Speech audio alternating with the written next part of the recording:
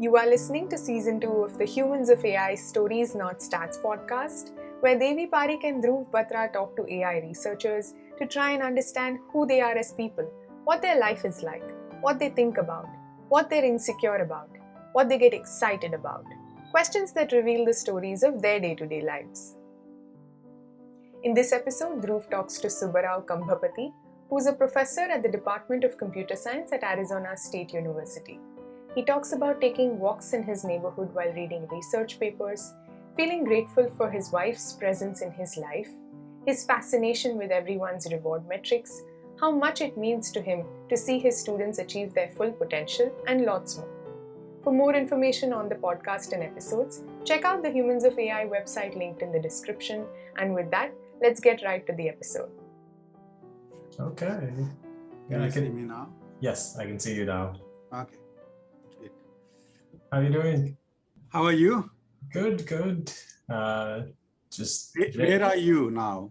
California. I was in California yesterday and day before. That was the reason I shifted this. I went to my sister's place. First time after a year, I went anywhere to see my sister. And so that's how I got this shifted previous. No, yeah, that makes sense, and I can imagine. I'm in a similar situation. I get my second vaccination shot today, and then two weeks from now is. Yeah, you said that, right? You guys are going today. That's great for you. Yeah. No, California is a little tougher. My sister is a pediatrician, so she got it like earlier, and then in Arizona we've been pretty lucky, because I think half don't want it and the other half who want to get it. So yeah, but California is much harder. I think everybody does actually want it. So yeah, it's good for you. But I'm also looking forward to visiting my sister in 2 weeks. Once. Where does she live? She's in New York. New York, okay. Yeah. Nice, good for you. Yeah, indeed. Yeah. Okay, so maybe we can get started. So. Sure. Rao Kambhampati, welcome to Humans of AI. Thank you for agreeing to participate. As you know, this is being recorded. I have a sequence of questions for you. Some are light and may not require much thought. Others may require a bit more consideration, in which case feel free to pause and take your time to think. If you want to skip any question, that's fine. We can do that. But when in doubt, if you can err on the side of being open, vulnerable, transparent, we would appreciate that. Does that sound good? Okay. All right. So what were you doing right before this call? And I should note that we're talking on a Sunday. Sunday, yeah. No, Sunday is actually normally it's a nice lazy day for me. I hang around doing a few chores, but today I hung around doing nothing because I pushed all the chores later and I just came to school to do this. But yeah, so it's been generally a lazy day. I just did a travel after 1 year and got back yesterday night, and so it was fun. So, what is your daily routine like? So I guess I only know the pandemic routine now. I guess so we used to have a different daily routine, but I think in the pandemic daily routine, we wake up very early. My wife wakes up even earlier than me, and she's also a faculty member. And so we wake up early, and oftentimes I go for a walk, and then basically in front of the computers, so the Zooms and so on. Yeah, and then typically we also get I think, in fact, when I first came to US, I never understood how people can eat at 6 o'clock, because growing up in India, I would eat like 8 o'clock or something. Now we have become, we actually have dinner by like 5:36, and so it's generally like an earlier thing. And I think during pandemic, I mean, normally there used to be all these student meetings. They're all now done on Zoom. And then I have like many different things like a Slacks and the WhatsApps, etc. So you're always constantly in touch. So yeah, that's how the routine is updated. Do you feel you're almost too much in touch? There are too many ways of getting in touch with people, and there's too many pings. I do think so. I mean, again, I don't know. I mean, you're young. I'm quite old, and so I've seen the. I'm not that young. I don't know. You look much younger than me at any rate. So when I first came, and I guess when I was in grad school is when we started having email, etc. I think and so you would start. I mean, when I first came to US, I mean, I would just write letters like once in 15 days or something to my parents, and then once in a while you send mail, and then you sort of live in front of each other. Now it's a very different thing because you're constantly in touch with everybody. I'm not necessarily one of those people who think that old days were much better. It's just different. There's a very different kind of a dynamic. As I was saying, I mean, it's like, the pandemic, I mean, I've seen my students more, and I think I've had less interrupted meetings. I mean, I'm right now in my office and it's very close to the chair's office. The chair would come and knock on the door every once in a while and talk, even in the middle of the meetings. That wouldn't happen when you are on a Zoom meeting because like basically we used to have these from different places. So in a way you have more touch, but it's also that, there are certain things that I guess, especially in interpersonal things, not necessarily research. Research is probably fine by Zoom, I think, but interpersonal things, certainly being in front, there are certain types of things that you get. And, the fact that we spend so much time on all these things sort of reduces the time for, having nothing and just talking to somebody. So, yeah, interesting. Makes sense. So in the routine that you described in the COVID times, what's the favorite part of your day? Of my routines, actually, I've really over this year did a lot of walking while reading, while listening to talks, etc. Humongous amount of walking, and and in fact, in some sense, I feel as if I discovered my neighborhood a lot more over the pandemic than the almost 25 years that I lived there. So that's been quite nice, and just seeing the diurnal rhythms is something that we never used to have time for because we would come to the office and then we're here actually. I mean, I think this year I completely have figured out the rhymes and rhythms of Tempe, my town, and because you're essentially spending more time. And in fact, one of the things is I take these walks just to get away from the big screen. and so you get to see, what's going on around you in the town. So that has been actually my very favorite parts. And in some weird sense, I would be listening to something, like a talk or sometimes actually even walk reading papers on iPad. And mine is a nicer neighborhood. I think people just leave me alone. They don't seem to think that. But you can read and maintain focus. Yeah, I mean, I'm just walking slowly. It's not that I'm power walking or anything. So yeah, I actually find that I can concentrate more if I'm moving. And so in fact, that was true from when I was a kid. I have very vivid memories of trying to kind of read something, walking back and forth on the side of my house, somehow that gives me better concentration, strangely enough. So yeah, and then I think this helped me. The pandemic gave a good way to actually combine that. So yeah, that's been a pretty favorite part for me. What's been the least favorite part of your day? From my professional life, I would think I'm one of those people. I mean, I'm right now, I'm actually sitting in my office. I mean, stuff at my home.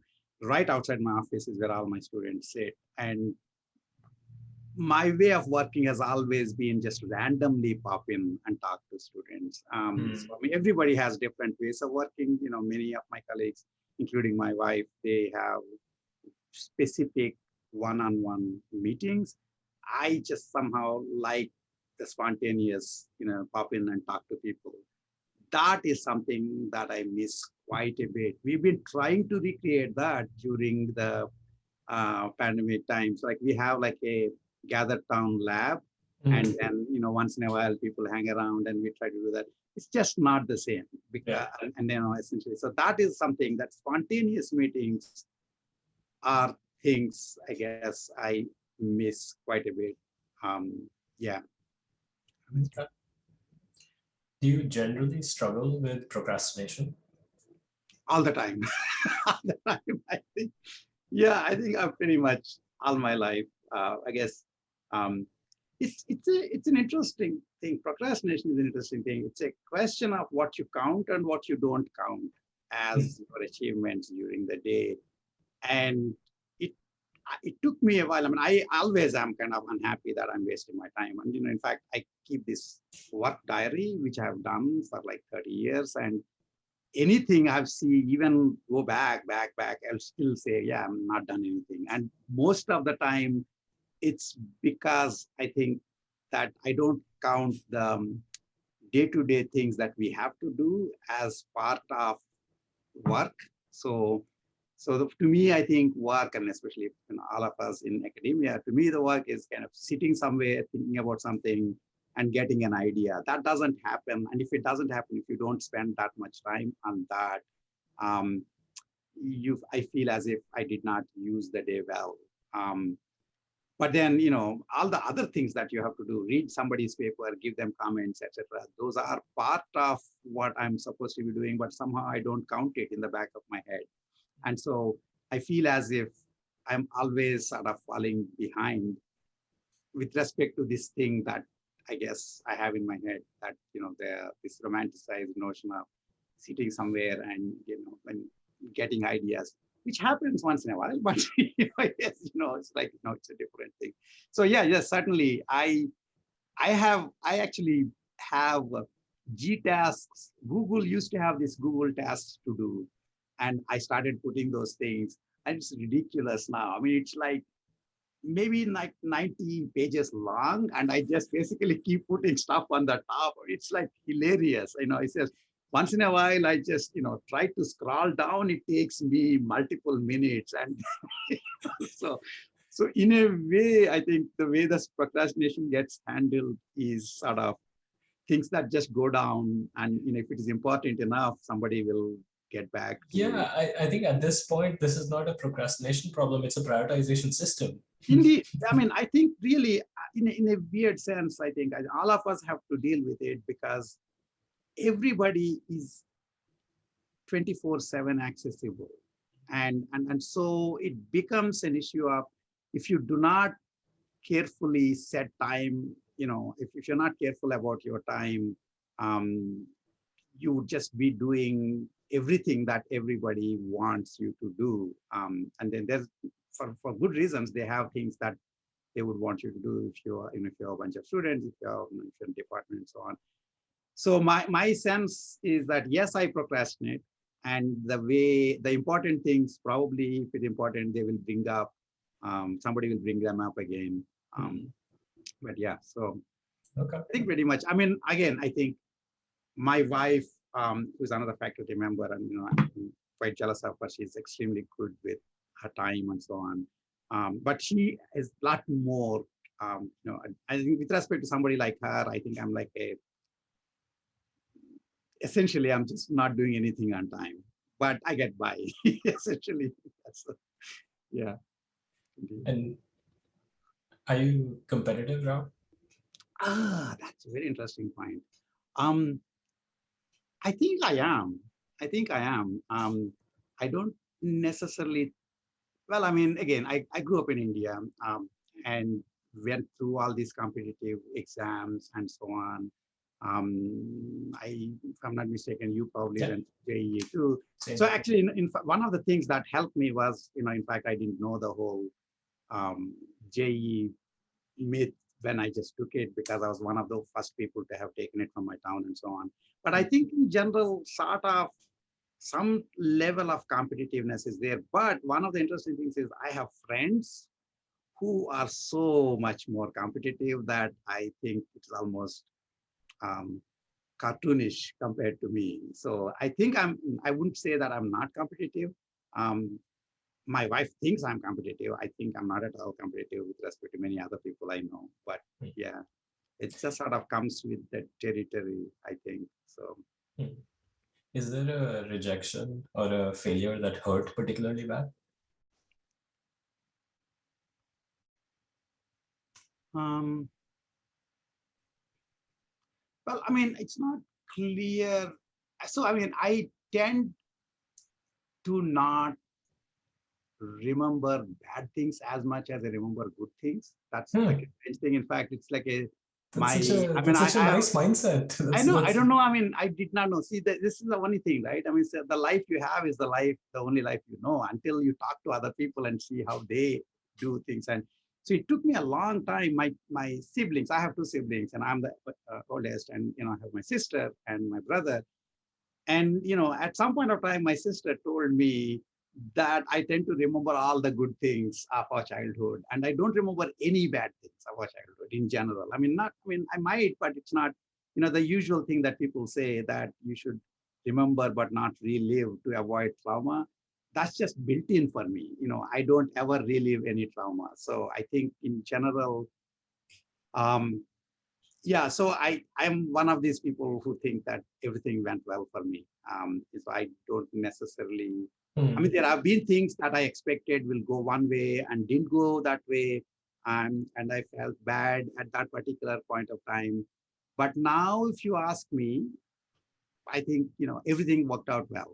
There's this old Seinfeld thing called Even Steven.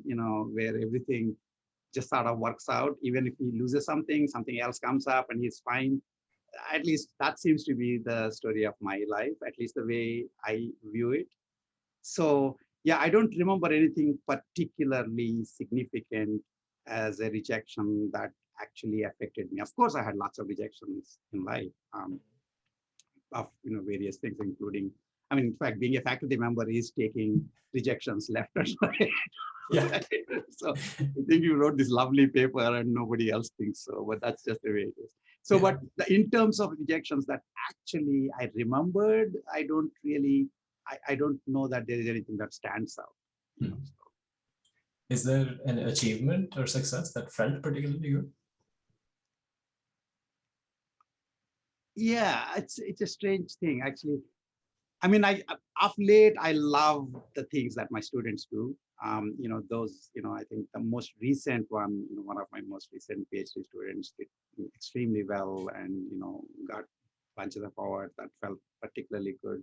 Um, for myself, um, I think actually finding my wife. That was, I think that was, I think it was in one of those things that I still cannot believe that I did it. So, so it's like, I mean, I don't think it's an achievement per se necessarily, but it's certainly great luck. Hmm. And so, yeah. So, yeah. Yeah. Yeah. Um, what is one thing that you'd say you're worse at compared to people around you? Time management. Time management. Time management, especially because, as I was mentioning earlier, my wife is so much better at time management. Yeah, I'm very bad at time management. I am, yeah. So I think, yeah, that's certainly one of the things. But maybe many people are probably bad at time management too. But I certainly think I And what would you say is your biggest strength? am.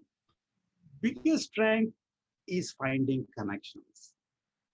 I always felt, I mean, the first time, I work in AI, just like you do. And, to me, metaphor and analogy have always seemed to me to be the crux of intelligence.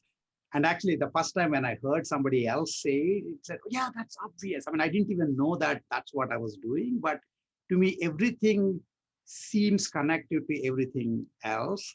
And oftentimes, again, there's always this thin line. I mean, you see A Beautiful Mind, John Nash going crazy, seeing random connections that don't exist. But to me, actually, I think the ability to see connections in very different, disparate topics is something that I think I do somewhat better than several people that I know and respect around me. So I think that's something that's just built in for me. I mean, my thinking is very analogical, and so that helps quite a bit. Um, and then for my students, that's basically my biggest contribution, essentially. So connecting what they're thinking of, what they're doing to things that are quite different oftentimes, and they may not have thought about. I mean, a part of it is just experience because we have seen more things, but Hmm.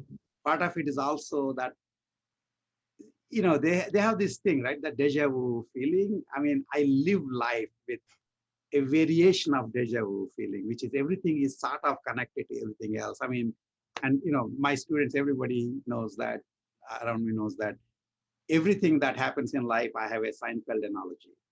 And it's like you can give me pretty much anything, and I have a Seinfeld analogy.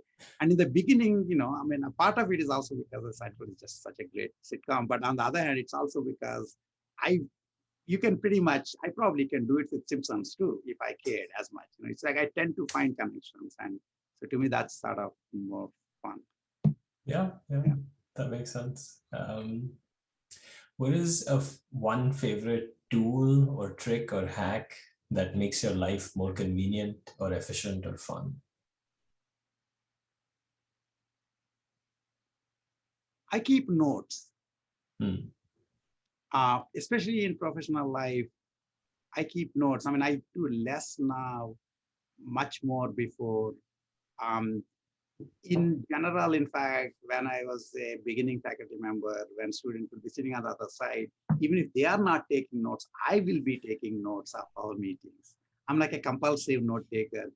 It has led to all sorts of funny things. Actually, there was this one time, my advisor, Jim Handler was, we were later on, we were on a grant together, and he was giving this PI talk about it. And I was compulsively taking notes. And Jim apparently got completely spooked by it because he thought I was critiquing his talk while he was speaking, and I was finding all sorts of faults. And so he comes and says, "Wow, what all bad things did I say? Why were you writing so much?" But that's just the way. If I'm listening to something, I take notes. Um, it's not as much that you have to see the notes, the very act of taking notes helps you pay attention, helps me pay attention. And the other thing I find is that if I have taken notes on, let's say, a meeting I had with a student, when I go back and look at them, it comes back to me much faster than if they try to remind me what we were discussing. Hmm. Because it's just you put them and you can almost see the picture. Um, so yeah, so I would think that's like a big hack. I mean, as I was saying earlier, I have a work diary that I kept for 30 years, and it's in Emacs. It's not even dot text; it's just text with ASCII, right? Right. And I have made my Emacs macros. If I say Control X, Control T, the date will come, and then after that, I will start typing away. There's stuff from like God knows when 90. I think 98 is the one. This one started actually, even though I've been around for 30 years. But Fascinating. that really helps to me. I mean, I write all this. I write the notes much more, um, and that helps for me. And these are all obviously typed notes, but Yeah, you type. and when you I do also re write. I also write handwritten, I think, but I like. I mean, when I go to talks and so on, I write handwritten. So I don't know if you guys, there was a time. There was this company called LiveScribe, Hmm. which was actually meant for people like me. So what they would do is they let you write on a normal note paper, and then it will automatically, like basically, upload all the written notes. I used to do that quite a bit. It's just that it's still handwriting recognition, especially my handwriting recognition is particularly bad. AI hasn't gotten up to that level. So searching for things would become slightly harder. I mean, I'm still like a big fan of long handwriting. Yeah, Just that only I can read my handwriting you you notes. you're not going to believe this, but I am a compulsive note taker as well. And on my Yeah, desk, there's this. that's Yeah, exactly. Yeah, that's exactly. I think I just take, to me, it helps quite a bit. I almost feel naked without a notebook when things are going on. I mean, right now in front of you, below you, there's a notebook. I'm not writing anything, but I generally find that there should be something. So that is my big hack. Hmm. That seems to help essentially. Yeah. How do you make difficult decisions? Are there certain lines of thinking or frameworks that you end up using a lot? So, I mean, decisions in general life, professional decisions, sorts of things. Yeah. So I'm a very indecisive person. Um, and the strangest thing is that my dad used to say this when I was in elementary school. And I still can't understand. I asked my dad, what decisions did I have to make that you could see that I was indecisive? I mean, like, it's like, what do we do? You're an elementary school kid. But somehow, what shoe to wear, I what don't, bottle to I take. don't know. I don't know, but somehow he found it. I remember still he saying that that I was indecisive, and I still am quite indecisive. The interesting thing, however, is for the biggest, most essential things in life, it's just I don't have a problem at all. It's like the strangest thing. I mean, like you would think that somebody like me would have trouble figuring out who to go out with or which students to hire, etc. The big things somehow I essentially have much simpler time. Smaller things I spend way too much time trying to optimize because to some extent big things can't be optimized. I mean, there's no such thing as, I mean, despite this is the strangest part, right? I mean, we all work in all these things on AI, etc. It's like if you're actually trying to make, this is what I tell my students too, that finding an optimal solution for an incompletely specified world is no good because and you're wasting your time, but essentially it could be arbitrarily suboptimal given the things that you don't know, both about your own rewards and about the world around you. So to some extent, you have to go with your gut instincts in those cases. And the simple things like, should I take this flight or that flight? Those can be optimized. So I waste a lot of time on that. In fact, I, I saved a whole bunch of time over the pandemic because I didn't have to make, which flight to take kind of decisions because none of us was flying anywhere. But yeah, so I think I am indecisive, but only for less important things. The most important things in life, I don't know why it happens, but most important things in life, I never really had to spend time writing like the pros and cons and figuring out, etc. It's just, yeah. Do you have an internal monologue? Do you talk to yourself? That's a very good point. Yes. Hmm. And not only yes, I'm also bilingual. I mean, everybody from India is trilingual. So I'm only bilingual. Sorry. you're only bilingual. I'm trilingual too. Yeah. I also know Hindi Yeah. And English and Telugu and now a little bit of Bengali. And so the interesting thing actually is what language do I speak to myself in? Hmm. I mean, again, I speak, I don't necessarily, I think I no longer speak to myself aloud, that much I don't do. But I think when I was a kid, probably I was even talking aloud to myself. But it was interesting to me as to which language. So I grew up speaking Telugu, and then I only started sort of using English when I went to IIT Madras, where I had to kind of slowly figure out how to speak back when somebody speaks to you in English. And so I would basically do everything in Telugu and translate it. So, and I could almost see the wheels cranking. My favorite story is one time somebody said hi while I was passing by in the first year at IIT. I had to stop my bike, try to process what they said, try to figure out why they are saying it, try to figure out what to say in English. By that time, they were gone. And so I didn't have to say hi back anyway. But, this thing, I used to think in Telugu. Now I think I talk to myself in English, which is kind of sad. But, it's an interesting, if you have if you have an internal monologue, what language is it? So, so the answer to your question is not only do I have an internal monologue, I analyze it to see which language I do it in. So, yeah. That's good. The strange thing is that my son has that too. When he was a kid, he would be happily talking to himself, in his room. And, I don't actually remember talking to myself loud, but I actually have very vivid memories of my son talking to himself loud. And yeah, but I think I no longer know whether he has internal monologue himself, but I certainly do. So, yeah.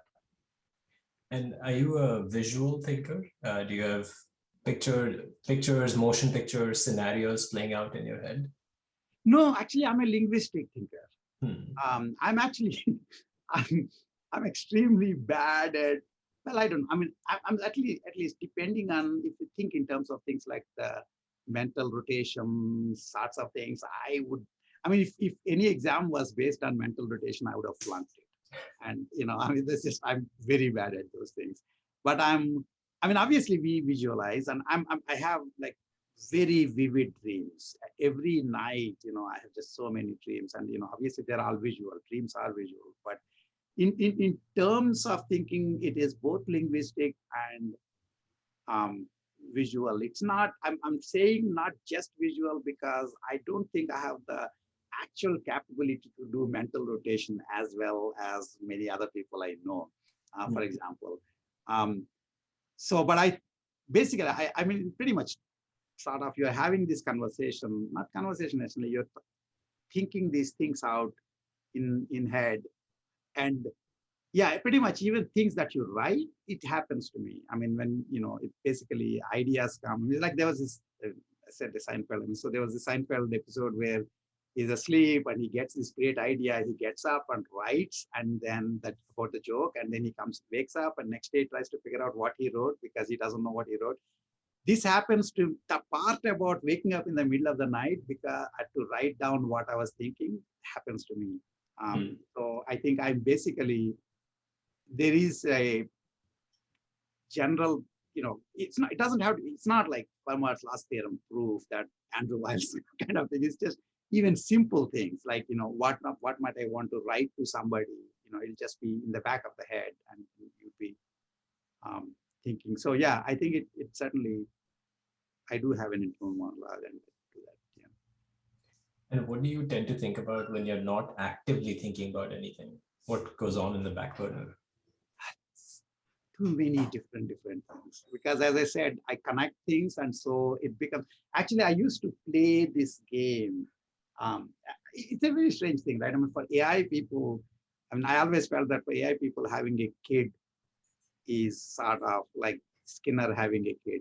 You're always seeing, poke them and see what they're doing. I didn't have to poke, I just have to see what's going on in his brain. But the other thing is your own mind, which I mean, so in some sense, I mean, in the sense that we are really trying to do something with the machine, but mostly partly because you're eternally humbled by what our little brains can just do, our little minds can do. And so one of the issues is that the fact is that I would catch myself trying to figure out, I would be suddenly thinking about something and I'd catch myself trying to figure out, why was I thinking about this? That's not what I sat down to think. And then I'll actually linearly, back chain and the different ideas that cut through. So yeah, it's quite a bit. I mean, it looks at some level almost as if it is ADHD, right? I mean, you're thinking of too many different things. You're not just thinking about a very specific problem. But oftentimes, for me at any rate, when you're not trying to solve the problem is when the problem gets solved for me. And I think other people have said this, and many people have said that you go sleep on it, then things will happen when you wake up. It just happens to me like all the time. And then basically letting the mind go where it wants to go, oftentimes is a useful heuristic, because I will always find connections to anything that I was originally thinking about. So the answer to what happens in the back of my head, I mean, it's all sorts of things, I mean, it might, cartoonishly, it might be like that Homer with the monkey, clapping in his head, but I think it's like pretty much any things that are like tangentially connected. And to me, I sometimes think honestly that, I mean, I don't indulge in the AGI wishful thinking most of the time, but I I actually think that is getting to the goal by not being goal directed is what is, I think, is a very important thing that we do in general, because oftentimes we don't even know what our goal is. And and so it just the act of sort of letting all these different thoughts come through your head, to me at least, I mean, maybe it's wishful thinking because I haven't focused on the problem to be solved, but I solved some other problem. But oftentimes you will solve an interesting problem, an interesting thing that you weren't thinking about originally. So yeah, it's pretty much all over the place. Things will, um, it's the strangest thing I find is pretty much the only time, I mean, even when I'm teaching in a classroom with a huge number of students, I would still basically my lectures are typically full of digressions that will bring them back to the original point. And that's just the way I think. And that's the way I think at least that's the way you can keep my attention. So I assume that's the way I can keep your attention. So if you just do the straightforward beeline to the solution, it gets boring, especially in lectures and stuff. So I essentially, while I'm doing the lecture, which is probably one of the fewest times where I'm the least distracted, I'm only thinking about that one thing, but I would still see connections to what I'm saying. And then I will make connections to that. I mean, oftentimes there is no such thing as a prepared lecture. Even with the prepared lectures, these digressions will happen and you will bring it back to the main line. And that's one of the most fulfilling things for me. I don't know what my students think, but certainly, the fact that you can make those connections. Yeah, and I should note here that a couple of years ago, I think you had a recorded set of lectures from your intro to AI class or something. I had sat down and seen some of those. They're just wonderfully Well, thank entertaining you. and illustrative. Thank They're you. just very nice. Yeah, no, I mean, I find that it's in a weird way. I mean, the lectures are hard. I mean, if you're sitting on the other side, I know how hard it is to pay attention. So I think, I mean, and actually it helps that I am easily distracted. And so I basically am aware of the fact that catching people's attention is hard. If it's harder for people who actually can pay attention. And so they'll assume to some extent, we think people are like us. I mean, and as much as we have a theory of mind and so on, we do tend to think that people are more or less like us. And so people who actually have very good attention may actually be bad teachers because they think everybody else has the same level of it. So in my case, I don't, so I can actually see that you have to get people engaged. Yeah. Are you happy with the number of close friends you have? Yeah. Yeah. It's I have very few close friends. I'm very happy. I mean, I'm I basically can talk about anything to them. I'm not a particularly social friendly guy. I'm a lot more into, I can talk to 1,000 people, 100 people than to many people one-on-one. This thing, present thing notwithstanding, it's typically quite hard for me to actually, I mean, some people have that, the people skills, the ability to just make an individual feel at home as if you are so interested in hearing what they're saying and you would like to say everything that you have in your mind. I can do that for groups. I can't do it for individuals. I only few individuals I have who are close friends who are like that for me. So I'm happy with, I mean, I don't feel that, again, as I said earlier, I'm like one of the problem, generally everything is good kind of people in a sense. I don't have really, if I have to do it all over again, it's not clear to me that I would do anything that much different. And so including friends, I certainly don't have a large number of friends, but the ones I do, I'm quite happy that, I can relate to them, I can connect with them. What are you insecure about? Um, Lots of different things, I think. But it's interesting to me that I keep saying to people that, I mean, this is like this Bernard Shaw thing that the contented people, fully secure people don't, I mean, they're actually happy, so they don't necessarily change anything around them.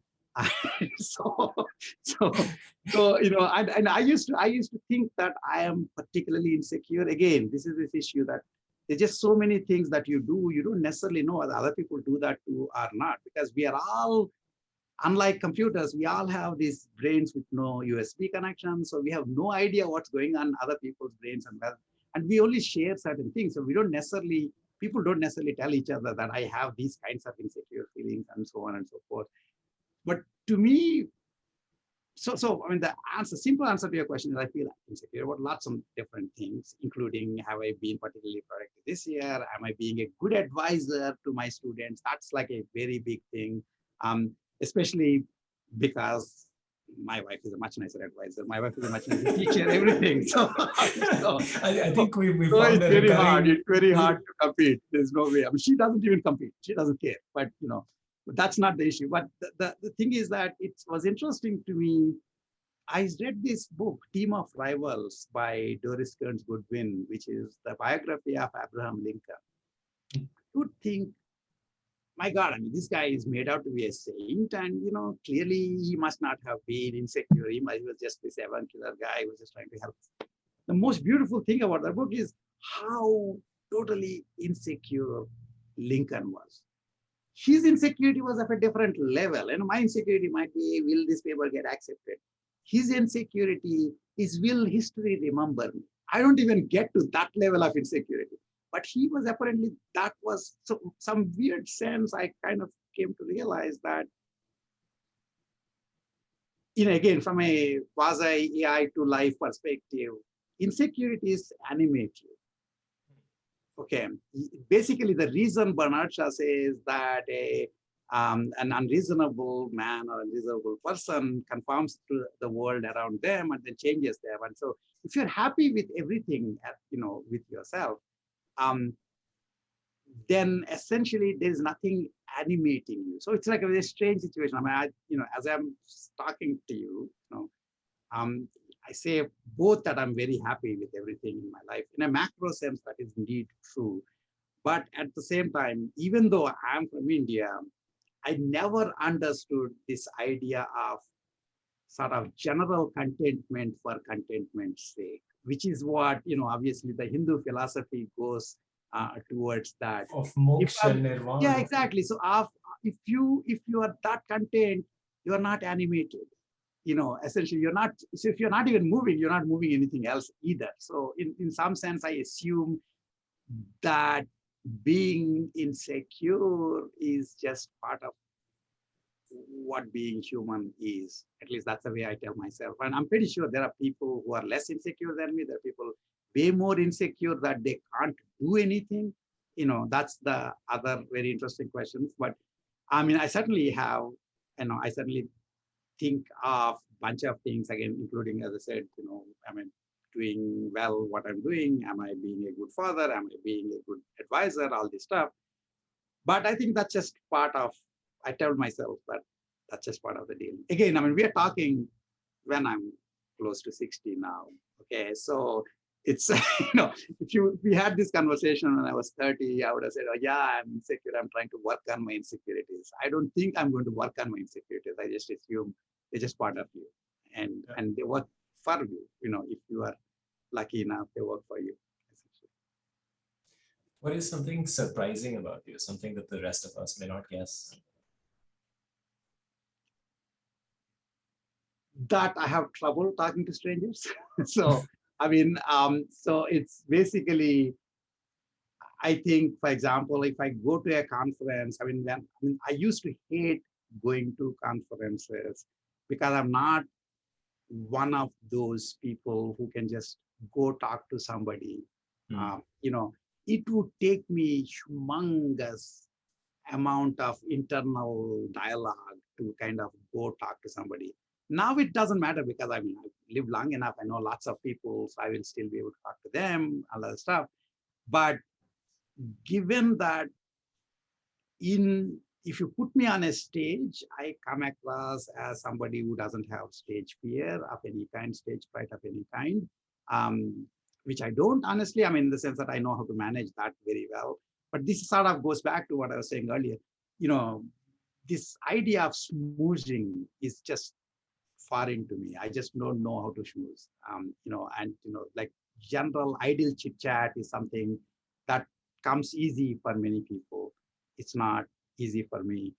And so that could be surprising for my students, even the students in the class, that they would find that I'm doing all this, pretty breezy lectures and everything. But when they come one-on-one, it's not necessary that they would be, it may well be somewhat awkward and stilted in the beginning before I get to know them.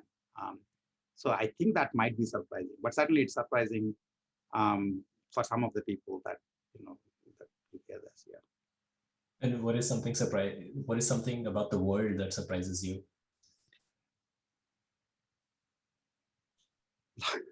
A lot of things surprise me, but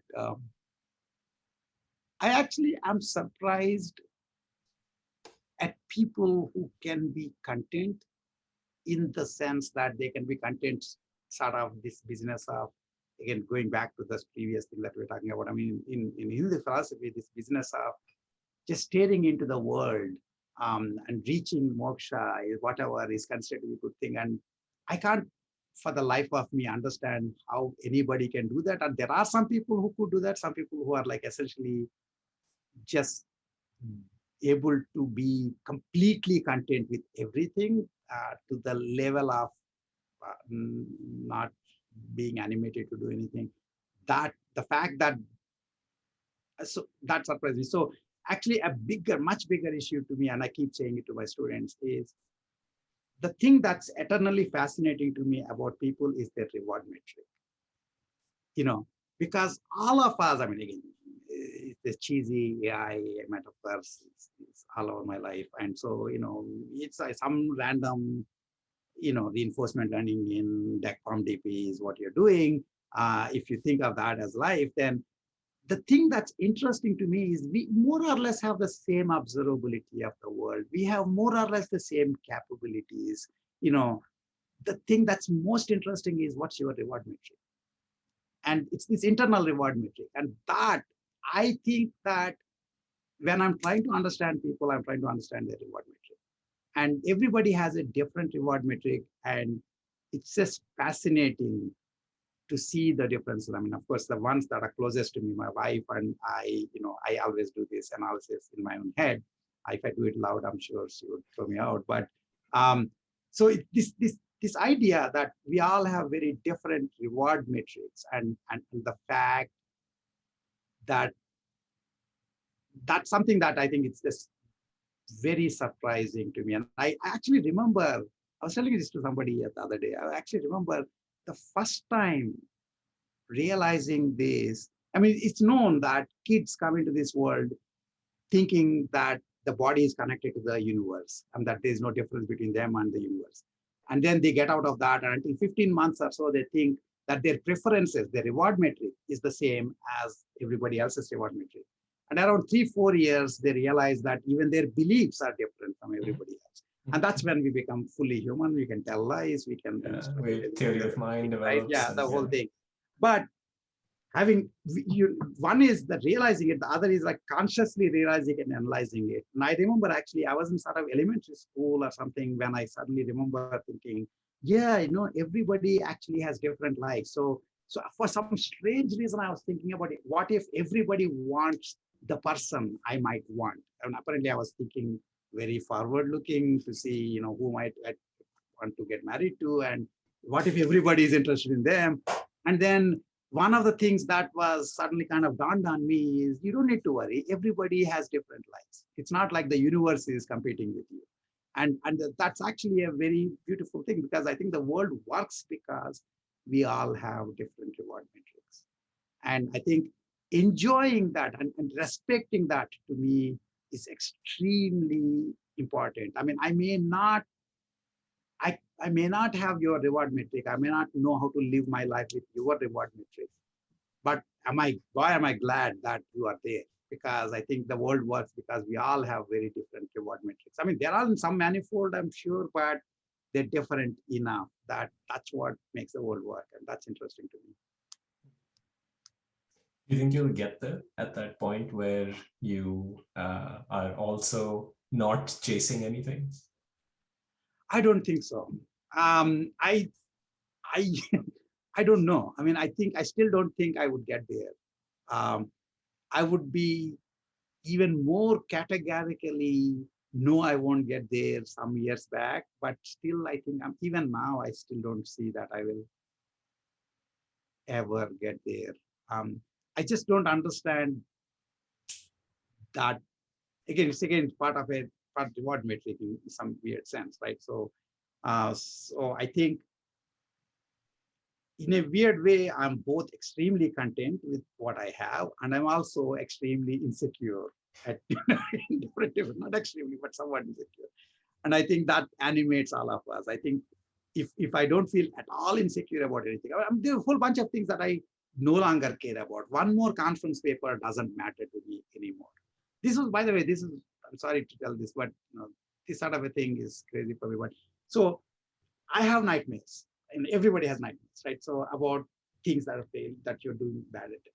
So for the longest time when I was a kid, I used to have this nightmare that I will go to a class and then there's an exam in progress. I haven't prepared. Yep. Right? Everybody has this. And in fact, I remember there was this one book I read where he said that, people have nightmares only about things that are somewhat good at. And so maybe I thought maybe I'm actually good at taking exams. That's why I was having nightmares. So after my first nightmare, my last exam was over, before PhD comes or something, then I thought, okay, this stops, will stop. It did stop. I no longer have those nightmares. And then I started having nightmares about there was a conference deadline and there was a conference talk to be given and I was not prepared. So I seamlessly transitioned into that. And for a while that went on. And I no longer think that critical, those are that critical, I'm okay with them. So my continuing nightmare is I go to the class unprepared. It still happens. It's just even now, it's like, it's just basically, so I think it's like you care about different things. You will have your insecurity. It's not that the same exact thing that was bothering you will bother you now. I no longer care about an extra conference paper, but something else will take its place. And if nothing takes its place, then full contentment means there's no animation. So there's no force animating you. At that point, you have much less interest in. So yeah, I don't think I will get there, and B, if I do, then presumably I would be somewhat surprised and saddened. But so yeah. Well, your story has this very interesting life cycle of an academic. I can imagine a classroom where the student is showing up with recurring nightmares of coming in unprepared, and the instructor is coming out. Exactly. Yeah, they don't. Yeah, I think it's like we all basically care about the things that are bothering us at that point of time. They don't necessarily think what you have to deal with in terms of get. But I do believe that your insecurities and your nightmares tell you, and this is where I read this in some book and I somehow stuck with me, that I never, for example, have a nightmare that I suddenly went onto the basketball court and I wasn't dribbling the ball right, or I was missing my shot. Because I'm so bad at basketball that it's not even, the mind doesn't even bother having nightmares on that. Also, presumably, it's fairly off policy. You don't play basketball frequently enough for possibly, yeah. Even the things that I do, but I do badly, I don't have nightmares about. I think, in fact, the interesting thing, a way to kind of, at least this sort of helps me, a way to convince yourself, the way to see this is you only have nightmares about things that you actually have. You can be a contender. You have a fighting chance. And most of us don't have a fighting chance on most things in life. Because it's just very, very different things. So a few things that have a fighting chance at are the ones I might have nightmares and insecurities. So yeah, so it's surprising. Why don't we all feel depressed that we are not great basketball players or we are not this thing? It's great because somehow A, the capabilities, and B, the rewards just co-evolve together, I think. So yeah. Do you think there's a point to life and our existence? That's a very interesting question. So first of all, I think, so I'm an atheist. I actually grew up in concrete theism. Everybody in India grows up in concrete theism. Very specific gods for very specific things and so on. But at some point of time, I won't go into it right now, but I will actually remember almost like a single moment when I decided this doesn't make any sense. It no longer mattered after that. So, but to me, what is interesting is that the point of life is probably, in some sense, perceptions of others about you while you are there and while you are gone. And I one time I had to give a talk for a dear colleague who was retiring, and and I basically, towards the end of the climactic piece of that, is that I said this, that if you're any good at what you do, any good at anything that you do, the question you have is, when I'm gone, will they miss me ultimately, right? And so if they don't miss you, it didn't matter what you were doing, wasn't important. Um, to me, the fact that you can make somebody sort of miss you, at least for a while, is probably the point of life, essentially. And then, but that's again a strange circular definition. If there is no humanity, then there is no point of life. I mean, if I'm the only person in the world, then by my definition, there is no such point. I mean, who are you trying to impress? And again, this might look like exactly the kind of things all the spiritual folks would say you shouldn't say. But to me, that's to me, I don't think there is anything other than the collective subconscious. And the point of life is, what does the collective subconscious, at least a part of it, thinks about you, to some extent. And that's basically, at least that's, I mean, I don't know that anybody has any real answer, but that's my closest um, closest answer. And yeah, and I think actually one of my favorite, there was a beautiful series on PBS called This I Believe, where people would be asked to write essays on what they believe in like maybe 300 or 500 or so words, and then the best ones will be read. And there was this one time, this magician duo whose names I just forgot. Seth, the guy. no, Seth and Taylor? No.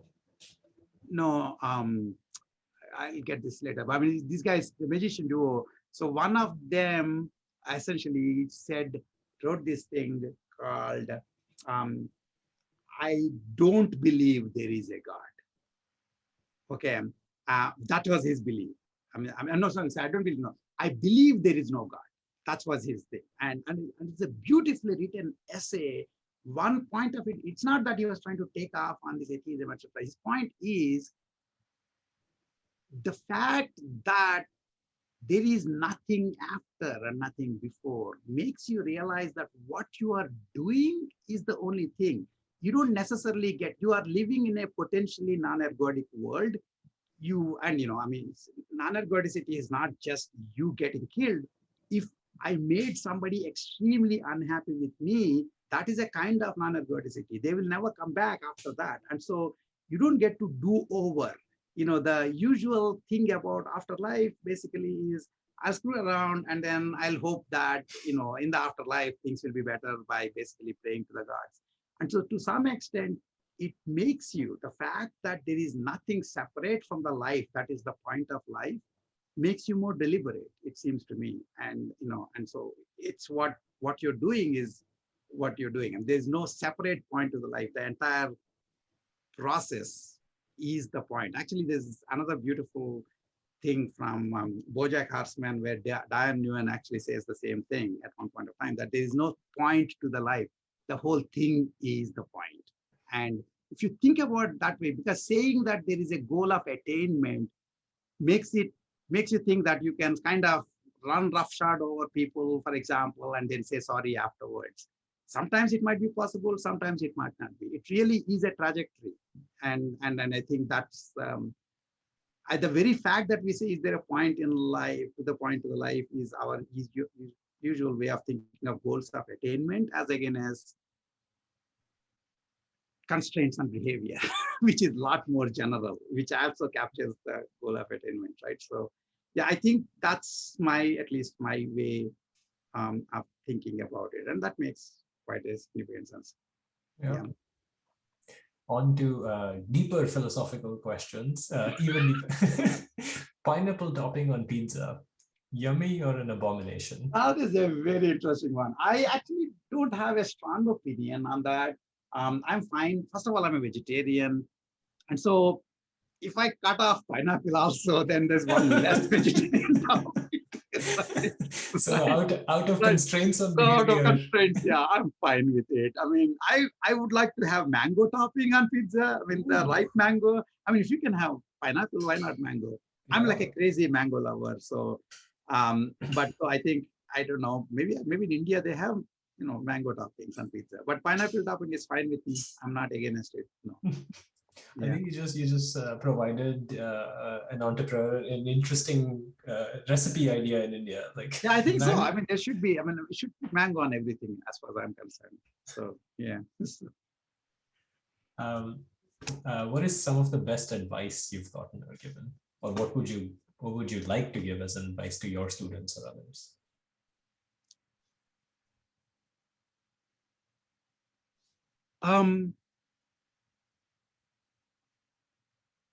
So to my students, the kind of advice I tend to give is that question everything you read. I mean, so basically, I tell them upfront. I'm very devil's advocate kind of an advisor. I mean, I don't know that I'm. I mean, I'm. I think my students still. All my students are still in contact with me, so I'm not a mean guy. But at the same time, I basically am not the kind of person who just listen to your idea and not question it. And I want them to get to the same point. And there are ways of doing it without being, disagree, without being disagreeable. I'm not sure whether I do it that well or not, but I certainly disagree. And I think being able to disagree with the whatever you are hearing, at least looking at the other options is quite important from a scientific-ish perspective. The best advice that I got is actually, nobody specifically told me what I once read. Again, this from a professional perspective is this, I think, Nico Haberman's thing. I read somewhere, I think one of his students had, basically attributed to him that focus on producing the best students rather than the best research. If you focus on producing the best students, best research will happen anyway. But if you focus on producing the best research, then you may or may not produce the best students. And that's kind of very important. And I actually feel, even people around me, in academia, the people I have the most respect for are people whose students still think highly of them. And I hope that, to me, it would be a complete failure if any of my students are happy that they were done with me. It doesn't matter how many papers we wrote. So it's like that matters a lot more. So I think, to me, that was the best advice. And so it's like, you want to be friends first. I mean, in some sense, I mean, irrespective of the fact that we are also doing research together, etc.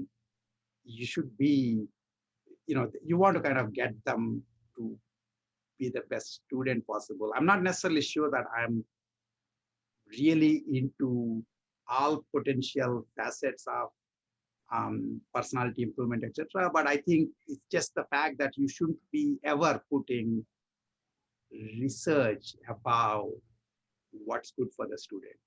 And that, to me, I think is very important. And, I mean, again, the best advisors are those that are trying to caution you against the incentive mechanisms that exist already. And unfortunately, just as in academia, the end products typically matter. The process doesn't matter as much as the end product. But to me, I think, in a way, you are a failure if, in fact, the process, the people that you work with don't want to be associated with you, don't want to talk about you afterwards. And so that's very important. And of course, sometimes that means that you are not as like you're not as cutthroat in trying to just follow the things. But that is very important. That's, I mean, again, it's an advice. We all try to follow that. Those are important things. But I think that's something that I think every faculty member in particular should think of. That, that's quite beautiful, and in a way, it's related to something you said earlier in the interview, which is getting to a goal without being goal driven. There are certain Exactly. I mean, things you can. It happens to me all the time. And there was the best of the students. I mean, again, best of the PhD students will change what you are working on. I never really, I mean, there was this old West Wing quote where this guy refers to this French general, where the French general sees a whole bunch of whatever the revolutionaries running on the street, and he says, okay, I have to go find out where my people are going so that I can lead them. That's my life as a PhD advisor. I want to find out where my students are going so that I can lead them. That's the fun way of doing it. So of course I have my own goals too, but oftentimes finding it's so much better to work with what people are already interested in working with. I mean, I always assume that you can't pay for research. You just cannot. I mean, it's like research is the kind of thing that you do because you're passionate about it. The good ones, at least, 15 units of research cannot be done. And so it's just so much better to work with what people's interests are and, within the parameters. I mean, I'm not going to be able to suddenly start advising students in quantum mechanics, but, within the parameters, it's important to find and so that basically changes the goal to some extent. You might have started thinking you'll do work on something else, but you work on something else. And it helps me that I can always make a good story after the fact because I can connect things up. So, yeah. Yeah, actually, there's this old Broadway Danny Rose. There's this movie by, unfortunately, now he's discredited, but Woody Allen, who's a great director in his own way. And so Broadway Danny Rose is basically this, is impresario. He essentially will get all he's the agent of all these people. And his only point is to try to get them to reach their potential on the Broadway. And that's what I think advisors are to some extent, at some level. And so I think of myself as Danny Rose to my students. So that's kind of a way of looking at it. I think that's a beautiful note to end at. Those are all the questions that I had. Is there any aspect of your life or in terms of who you are that we couldn't get to that you think we should talk about? No, I think we covered a whole lot. I think there's something else that I was thinking about that to connect to what we talked about earlier too, which is that preternatural insecurity that everybody faces is summed up by this beautiful quote that I once read, and that I actually used it in this lecture that I had to give when my students nominated me to give a lecture, last lecture thing. Mm-hmm. I've seen that. Yeah, so that that life is, this quote goes like this: life is very simple. You do a few things, some work, some don't, and you do more of the things that work. And if you are successful, others follow you, and then and then you do something else.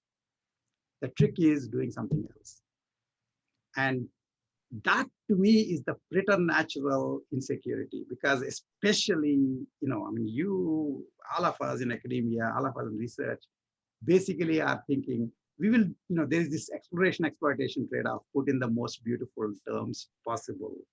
And the interesting question of would I be interested in something else to the level I'm interested in what I'm doing right now, and when this is over. And that is something that probably, I mean, I guess it's like, that's probably the reason why most researchers are insecure, because essentially, it's not just a question of, can you write the same paper multiple times? Yes, I can.